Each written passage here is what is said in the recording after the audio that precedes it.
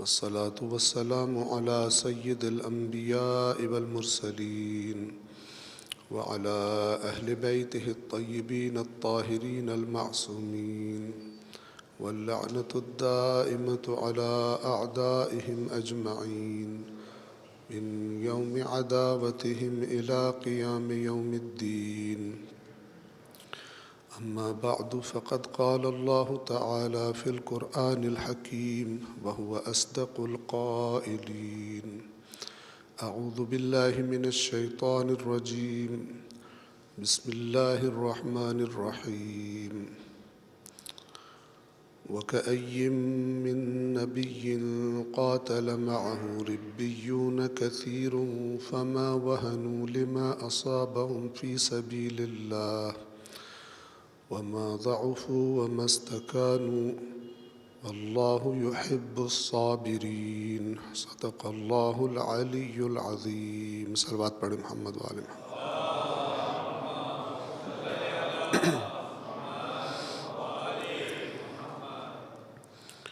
سورہ آل عمران کی آیت نمبر 146 آپ کی خدمت میں، مومنین کی خدمت میں تلاوت کی ہے. آج کی اس مجلس میں صبر کے لفظ کا معنی آپ کی خدمت میں اور مفہوم عرض کرنا چاہوں گا. صبر کا قرآنی اور حقیقی مفہوم. اس آیہ کریمہ میں اللہ تبارک و تعالی ان افراد کا ذکر فرما رہا ہے کہ جنہوں نے انبیاء کے ساتھ مل کر اپنے اپنے نبی کے زمانے میں جب بھی اللہ نے کسی قوم کی طرف کوئی نبی بھیجا تو اس قوم کے وہ افراد کے جو نبی پر ایمان بھی لائے اور جو اہداف، جو مقاصد لے کر نبی آیا تھا اللہ کی طرف سے، ان مقاصد کو حاصل کرنے کے لیے آخری حد تک چلے گئے. یعنی نہ فقط اپنی زبان سے بلکہ اپنے عمل سے، یہاں تک کہ اپنی جان کی بازی لگائی انہوں نے اور اللہ کے دشمنوں کے مد مقابل میدان میں نکلے. یہ جو جنوری کے مہینے کی ابتدا ہے، میں نے اس آیت کا انتخاب اس لیے بھی کیا کہ جنوری کے مہینے کی ابتدا دو ملت اسلام اور مکتب اہل بیت کے عظیم خادم، جن کو اللہ نے اس زمانے میں، ہمارے زمانے میں شہادت کے درجے پر فائز کیا. ایک شہید قاسم سلیمانی ہیں اور دوسرے شہید شیخ باقر النمر ہیں. عربستان میں، سعودی عربیہ میں جن کو پھانسی پر چڑھایا گیا اور جرم صرف یہ تھا کہ مکتب اہل بیت کے پیروکار تھے اور مکتب اہل بیت کے محافظ تھے اس سرزمین پر. اور دوسری ہستی جن کا میں نے نام لیا، شہید قاسم سلیمانی، یہ وہ شخص ہے کہ جو ایک طرح سے خود پاکستانی قوم کے لیے بھی ایک محسن کی حیثیت رکھتے ہیں، اس لیے کہ جب داعش اپنے عروج پر تھی شام میں اور عراق میں، تو یہ وہ شخصیت ہیں کہ جنہوں نے اپنی جان ہتھیلی پر رکھ کر مقامات مقدسہ کی حفاظت کے لیے جوانوں کو تیار کیا اور مقامات مقدسہ کا دفاع کیا. شام میں، نجف میں، کربلا میں عراقی قوم اور شامی قوم ان کے احسان کی معترف ہے.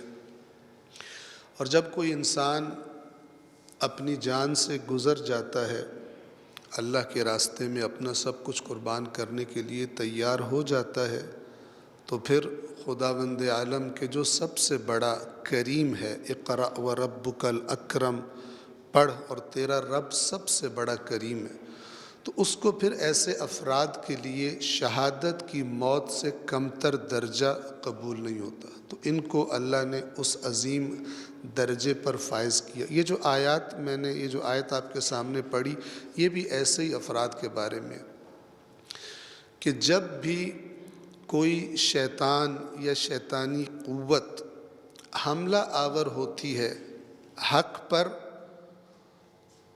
تو وہی لوگ حق کے دفاع میں اور حق کو بچانے میں بنیادی ترین کردار ادا کرتے ہیں کہ جو اس راستے میں اپنی جان کو بھی قربان کرنے سے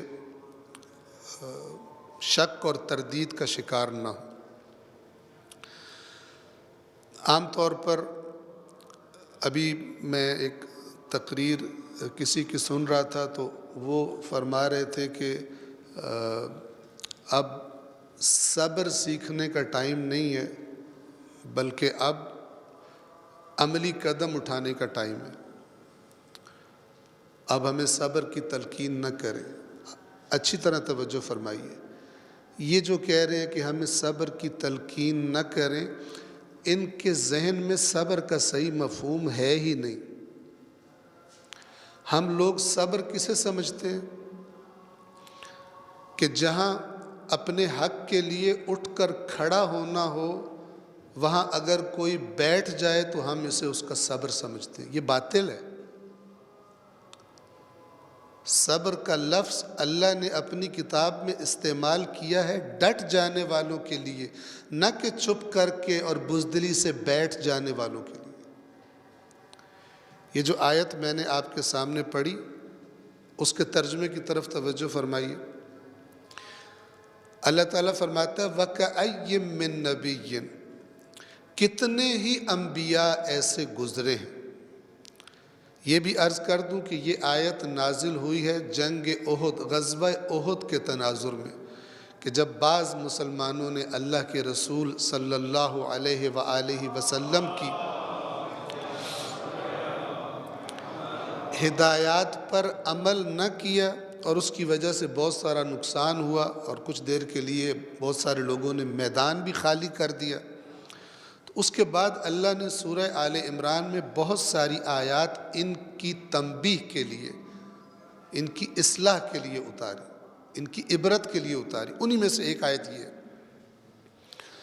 کہ وہ لوگ کہ مثلا جو تھوڑا سا خطرہ دیکھ کر اور میدان چھوڑ کر چلے گئے تھے، ان کو معلوم ہونا چاہیے کہ یہ کوئی پہلی دفعہ نہیں ہے کہ اللہ کے کسی نبی نے جہاد کے لیے پکارا ہو، دعوت دی ہو، اور اللہ نے کسی پہلے نبی کو حکم دیا ہو کہ تم نے میدان میں اپنے ساتھیوں کے ساتھ نکلنا ہے۔ نہیں، کتنے ہی اللہ کے نبی ایسے گزرے ہیں قاتل معہ، کہ جن کے ساتھ مل کر قتال کیا، جہاد کیا، جنگ کی، ربیون کثیر، بہت سارے اللہ کے بندوں نے۔ ربیون رب سے منسوب، جس کی نسبت رب کے ساتھ ہوتی ہے۔ رب والوں نے، بہت سارے، بہت بڑی تعداد میں رب والوں نے اپنے اپنے زمانے میں انبیاء کے ساتھ مل کر میدان عمل میں ان کے دشمنوں کے خلاف، ان کے دین کے دشمنوں کے خلاف، ان کے مکتب کے دشمنوں کے خلاف انہوں نے قتال کیا ہے۔ قاتل، قتال کیا، جنگ کی۔ اب جب یہ میدان میں نکلے تو کیا ہوا؟ دشمن جتنا بھی طاقتور تھا، جیسے آج اگر ہم ان طاقتوں کو دیکھیں، ان دنیا کی طاقتوں کو کہ جو ہم جانتے ہیں، اظہار کریں، اقرار کریں یا نہ کریں، لیکن ہمیں معلوم ہے کہ آج دنیا میں کون سی طاقتیں ایسی ہیں کہ جو اسلام کی، ہمارے دین کی دشمن ہیں۔ اس دین کو دنیا میں مضبوط ہوتا نہیں دیکھ سکتے، اس کی ویلیوز کو، اس کے دیے ہوئے نظام کو دنیا میں مضبوط ہوتا نہیں دیکھنا چاہتے۔ ہم سب کو پتہ ہے کون سے غیر مسلم ایسی طاقتیں ہیں اور کون سے مسلم ایسے ہیں کہ جو انہی کے دیوانے ہیں اور انہی کے نوکر ہیں، ہم جانتے ہیں۔ اور ڈٹا ہوا کون ہے میدان میں، ان کو بھی ہم جانتے ہیں۔ تو یہ جو اللہ نے گروپس قرآن میں بیان کیے ہیں، یہ تا قیامت گروپس ہیں۔ الہی اہداف کے لیے میدان میں اترنے والے، یہ بھی قیامت تک آئیں گے۔ اللہ کے دین کے دشمن، اس کو ختم کرنے کی کوششیں کرنے والے، یہ بھی قیامت تک آئیں گے۔ اور دین اسلام کا لبادہ اوڑھے ہوئے دشمنان دین کے ساتھ ہاتھ ملانے والے، اور کبھی پس پردہ اور کبھی کھلم کھلا ان کی حمایت کرنے والے، یہ بھی آئیں گے، اور آ رہے ہیں، آج بھی ہیں، کل بھی تھے اور آئندہ کل بھی موجود ہوں گے۔ آیات قرآن کو آئینہ بنا کر انسان اپنے آپ کو دیکھ سکتا ہے کہ میں ان میں سے کون سے گروہ کا حصہ ہوں اپنے زمانے میں۔ اگر گزشتہ زمانے کے انبیاء کے ساتھیوں کو بڑا میں اچھی نگاہ سے دیکھتا ہوں کہ جنہوں نے انبیاء کی خاطر قربانیاں دی، جنہوں نے مثال کے طور پر ائمہ کا ساتھ دیا اور ان پر طرح طرح کی مصیبت، مجھے وہ بہت پسند ہیں، لیکن اپنے زمانے میں کون سے گروپ میں کھڑا ہوں، یہ انسان کو سمجھ آتی ہے اس بہترین آئینے کو دیکھنے سے کہ جو اللہ نے قرآن کی آیات کی شکل میں ہم سب کو عطا کیا۔ جب یہ لوگ اپنے انبیاء کے ساتھ ان کے حکم پر نکلے ان کے دشمنوں کے خلاف، دین کے دشمنوں کے خلاف، فما وہنوا لما اصابہم فی سبیل اللہ، تو پھر اللہ کے راستے میں جب یہ نکلے تو جو مصیبتیں ان پر آ کر پڑی، جو سختیاں ان پر آئیں، جو زخم ان کو لگے، جو گردنیں ان کی کاٹی گئیں، اس سب کے باوجود فما وہنوا، یہ لوگ نرم نہیں پڑے، نرمی نہیں آئی ان کے عزم میں، ان کے ارادے میں، وما ضعفوا، اور نہ ہی کمزور پڑے، ضعف ویکنس انہوں نے دشمنان دین کے سامنے شو نہیں کی، کمزوری کا اظہار نہیں کیا۔ وَمَسْتَكَانُوا، اور نہ ہی تھکے، تین چیزیں، نہ نرم پڑے، سختی سے اپنے موقف، اپنے نظریے پر ڈٹے رہے، کوئی نرمی نہیں کی۔ کفار رسول اللہ کے پاس آئے اور کہا کہ آپ بہت سختی کر رہے ہیں، اگر کچھ اسلام جس کی آپ تبلیغ کر رہے ہیں کچھ باتوں میں آپ لچک کا مظاہرہ کر دیں تو پھر ہم بھی اپنے موقف میں لچک کر لیں گے اور آپس میں نیگوشیٹ کر کے کوئی درمیانی راستہ نکال لیتے ہیں۔ اللہ تبارک و تعالیٰ نے منع فرمایا، موقف میں نرم، فما وہنوا، وہن پیدا نہیں ہوا، نرمی پیدا نہیں ہوئی، وما ضعفوا، اور کمزور بھی نہیں پڑے، وَمَسْتَكَانُوا، اور تھکے بھی نہیں۔ آپ کو کیا بتانا چاہ رہا ہوں؟ قرآن صبر کسے کہتا ہے، تاکہ آج کے بعد اس صبر کے لفظ کو دیکھ کر استعمال کریں کہ اس کا یوز صحیح کر رہے ہیں یا اس کا یوز غلط کر رہے ہیں، جو غلط تصور ہمارے ذہنوں میں ڈالا گیا۔ آپ کو شاید یاد ہو کہ اسکول کے امتحانوں میں یا بعض اوقات کالج کے بھی کسی لفظ کو دیا جاتا ہے اور کہا جاتا ہے، اوپر کویسچن یہ ہوتا ہے کہ اس لفظ کو جملے میں، کسی جملے میں اس طرح، کسی سینٹنس میں اس طرح استعمال کرو کہ اس کا میننگ واضح ہو جائے۔ تو وہی بندہ اس کو صحیح سینٹنس میں استعمال کر سکتا ہے جس کو پہلے سے اس لفظ کا معنی پتہ ہو۔ جس کو معنی ہی نہ پتہ ہو وہ اس کو صحیح جملے میں استعمال بھی نہیں کر سکتا۔ تو سب سے بہتر الفاظ کے معانی کو جاننے والا اور ان کے استعمال کو جاننے والا کون ہے؟ خود اللہ تبارک و تعالی۔ آپ دیکھیے اللہ نے کس معنی میں صبر کو استعمال کیا، اس لفظ کو۔ نہ نرم پڑے، نہ کمزور پڑے، نہ تھکاوٹ کے آثار نظر آئے ان میں۔ یہ الفاظ بول کر اللہ گزشتہ انبیاء کے ساتھیوں کے بارے میں اب کیا فرماتا ہے؟ آیت کے آخر میں 146 نمبر آیت کا لاسٹ پارٹ کیا ہے؟ وَاللَّهُ يُحِبُّ الصَّابِرِينَ، اور اللہ صابرین سے محبت کرتا ہے۔ توجہ فرما رہے ہیں؟ تو یہ صابرین کون ہیں؟ فما وہنوا، نہ نرم پڑنے والے، لما اصابہم فی سبیل اللہ، ان تمام مشکلات اور مصیبتوں میں نرم نہ پڑنے والے جو مصیبتیں اللہ کے راستے میں ان پر آتی ہیں۔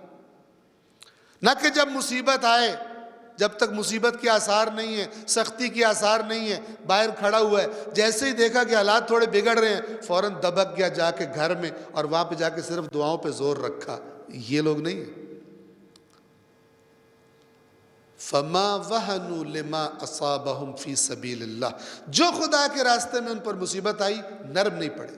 وما ضعفوا، اور ان کے اندر ویکنس بھی نہیں آئی۔ وما استکانوا، اور وہ تھکے بھی نہیں۔ یہ صفات رکھنے والے، ان سے اللہ محبت کرتا ہے اور ان سے کہتا ہے یہ صابرین ہیں۔ واللہ یحب الصابرین، اور ساتھ ہی ان کی ایک اور صفت بیان فرماتا ہے اگلی آیت میں۔ یہ اپنی جانوں کو ہتھیلی میں پہ رکھ کر میدان میں آئے ہوئے ہیں، لیکن ان کے دلوں میں کوئی ذرہ برابر بھی تکبر نہیں ہے کہ ہم سے بڑا نیک کوئی نہیں ہے، ہم تو میدان جہاد میں آ کر، کچھ لوگ ہوتے ہیں چھوٹا موٹا نیک کام کرتے ہیں اپنے آپ کو بڑا سمجھنے لگتے ہیں، دوسروں کو چھوٹا سمجھنے لگتے ہیں۔ اللہ ان کی صفات بتا رہا ہے۔ اگلی آیت نمبر 147 سورہ آل عمران میں کیا فرماتا ہے؟ وَمَا كَانَ قَوْلَهُمْ، اور ان کی بات کیا ہوا کرتی تھی جب میدانوں میں لڑتے تھے؟ اللہ کی بارگاہ میں یہ عرض کرتے تھے، ربنا اغفر لنا ذنوبنا، اپنی جان ہتھیلی پہ رکھ کے دشمن کے تیروں اور تلواروں کے سامنے خدا کی خاطر کھڑا ہوا ہے اور پھر بھی اللہ سے اپنے گناہوں کی معافی مانگ رہا ہے۔ ربنا اغفر لنا ذنوبنا، اے پروردگار جو پہلے خطائیں ہوئی ہیں ان کی مغفرت فرما، واسرافنا فی امرنا، اور جو ہمارے دین کے بارے میں جو تو نے ہمیں حکم دیا تھا اس کے بارے میں جو ہم نے زیادتی کر دی ہے ہماری مغفرت فرما، وثبت اقدامنا، اور ہمارے قدموں کو میدان میں جمائے رکھ۔ یہ صابر ہیں قرآن کی نظروں میں۔ صبر یعنی ڈٹ جانا۔ وثبت اقدامنا وانصرنا علی القوم الکافرین، اور اے اللہ جو تیرے دین کا انکار کرنے والی قوم ہے، کافر جسے قرآن کہتا ہے، تیرے نظام کے منکر ہیں، تیرے نظام کو مضبوط ہوتا نہیں دیکھنا چاہتے، اس قوم پر ہماری نصرت فرما، ان کے مقابلے میں میدان میں ہمارے قدموں کو جما دے۔ یہ وہ لوگ ہیں کہ جن کو اللہ انبیاء کا گروپ شمار کرتا ہے ہر زمانے میں، اور ان کا ذکر کر کے، ان مردان میدان کا ذکر کر کے اللہ تبارک و تعالیٰ اپنے آخری نبی کے اصحاب کو بھی بتا رہے کہ تم پہلے نہیں ہو جن کی یہ آزمائش ہے، اور قرآن کی آیات تا قیامت ہے۔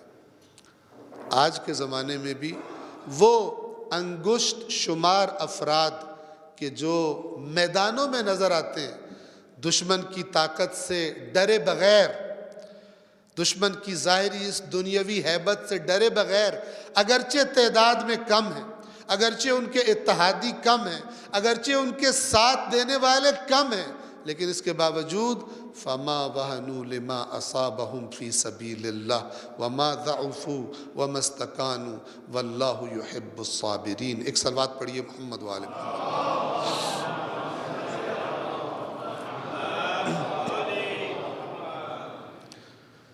کہاں سے سیکھا انہوں نے یہ سبق؟ شہید قاسم سلیمانی، خوش قسمتی سے بہت ساری ان کی سپیچز، ان کی تقاریر، ان کے الفاظ، ان کے جملے موجود ہیں۔ شیخ باقر النمر، ان کے الفاظ، ان کی تقاریر، ان کے جملے موجود ہیں۔ کہاں سے سیکھا اس طرح میدان میں ڈٹ جانا اور بالآخر اپنی جان خدا کے راستے میں قربان کر دینا؟ ان کے استاد، ان کے مربی، ان کے رہنما، ان کے امام حسین، اور امام حسین علیہ السلام کی پرورش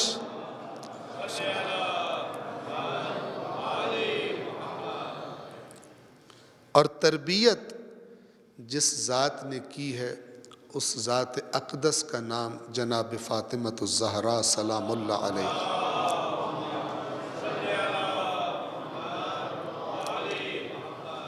یہ ایام بی بی سے منسوب ایام ہیں، ایک جملہ عرض کر کے آپ کی زحمت کو تمام کروں گا۔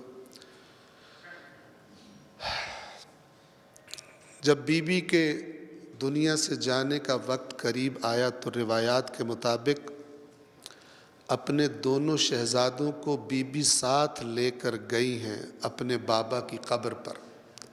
دونوں بچوں کو قبر پر بٹھایا اور بٹھا کر دونوں سے فرمایا کہ تم دونوں یہیں بیٹھ کر اپنی ماں کے لیے دعا کرو۔ دونوں بچوں کو قبر رسول اللہ پر بٹھا کر بی بی گھر واپس آئیں۔ اسماء بنت امیس سے فرمایا کہ جب تک میری تسبیح کی آواز آتی رہے سمجھنا میں اس دنیا میں ہوں، اور جب میری آواز ختم ہو جائے سمجھ جانا میں دنیا سے چلی گئی۔ آخری مرتبہ عزادارو مدینہ کے در و دیوار نے، اس حجرے کے در و دیوار نے رسول اللہ کی بیٹی کی تسبیحات کو سنا، وہ آخری مرتبہ تھی۔ اور کچھ دیر بعد اسماء بنت امیس کے کانوں میں آواز آنا ختم ہوئی۔ اب جو گھر سے نکلنے لگی تو دیکھا دونوں شہزادے واپس گھر کی طرف آ رہے ہیں۔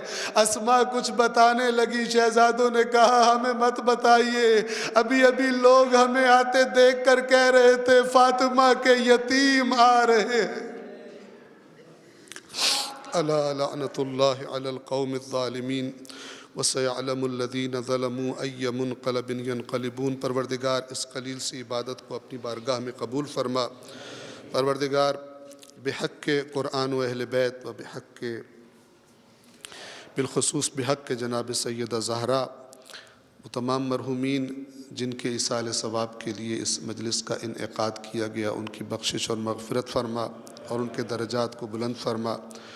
سورۃ الفاتحہ کی التماس ہے جن مرحومین کے نام آپ کی خدمت میں لیے جائیں گے: مرحوم محمد رضا مانیکیہ، مرحوم امیر علی ابن قاسم علی محمد علی دینا، ان کا سویم ہے، اور اس کے علاوہ باقی مرحوم قاسم علی محمد علی دینا، مرحوم فاطمہ بائی جمعہ لاڈک، مرحوم حیدر علی عبد الحسین ماؤجی، علی دینا خاندان کے تمام مرحومین، مرحوم نثار حسین مانیکیہ، مرحوم حیدر علی مانیکیہ، علی بھائی خاندان کے تمام مرحومین، حاجی خاندان کے تمام مرحومین، مرحوم یوسف احمد خاندان کے تمام مرحومین، راجپار خاندان کے تمام مرحومین، داتار دینا خاندان کے تمام مرحومین، بندہ خدا کے تمام مرحومین، علی بھائی رتنسی خاندان کے تمام مرحومین، مرحوم محمود شوکت علی حاجی اور ان کے خاندان کے تمام مرحومین، سومجی خاندان کے تمام مرحومین، فرشتہ خاندان کے تمام مرحومین، روہیل خاندان کے تمام مرحومین،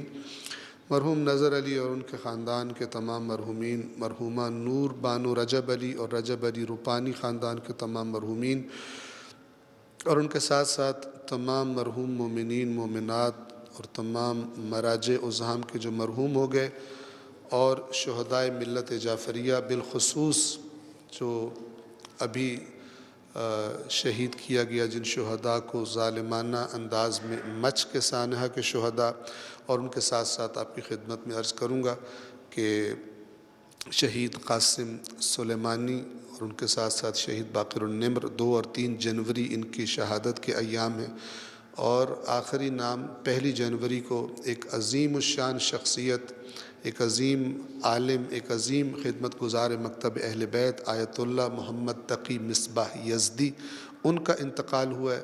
ان سب کی بلندی درجات کے لیے سورۃ الفاتحہ۔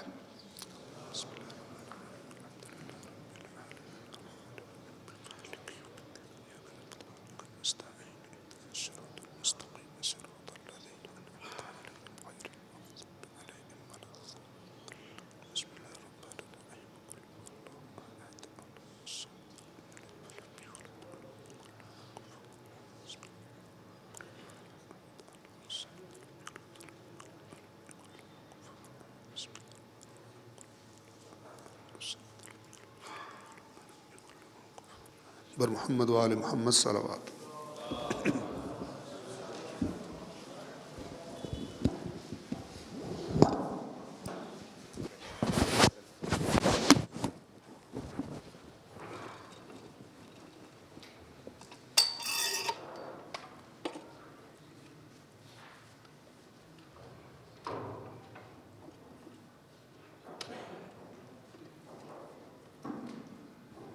الله الرحمن